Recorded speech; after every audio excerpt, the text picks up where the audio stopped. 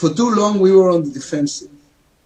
For too long we thought we need to tell the right story about the Jews so the anti-Semites will stop hating us. I want to suggest the opposite. It's time to tell the right story about the anti-Semites. It's time to tell the world that we are not what we are standing against. The anti-Semites were not only in the Budapest ghetto. The anti-Semites were also slave traders who threw people bound together with chains into the sea.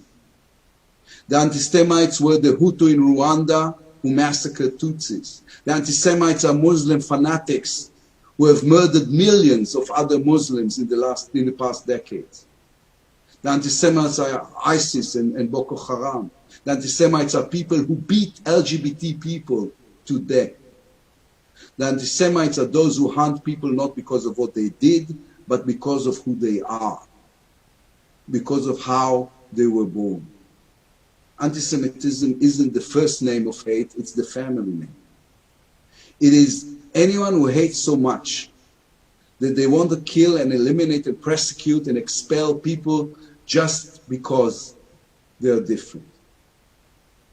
The Jewish people rightly expect the world to remember the Holocaust. The Holocaust is the extreme manifestation of hate.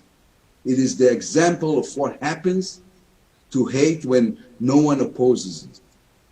There has been anything like the Holocaust in the history of humanity, but modern anti-Semitism, the type which we face now, exists everywhere.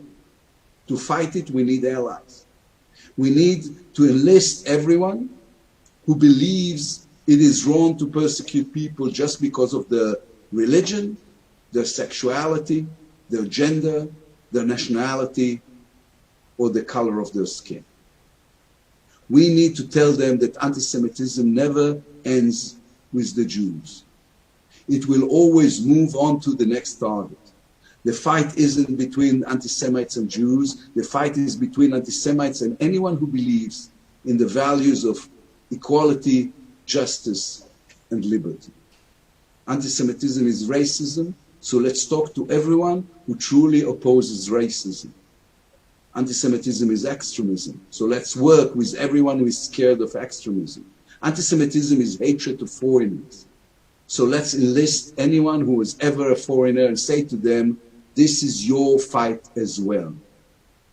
If you don't help us fight anti-Semitism today, it might be your child someone looks at in the future and says, I hate him, I want him to die.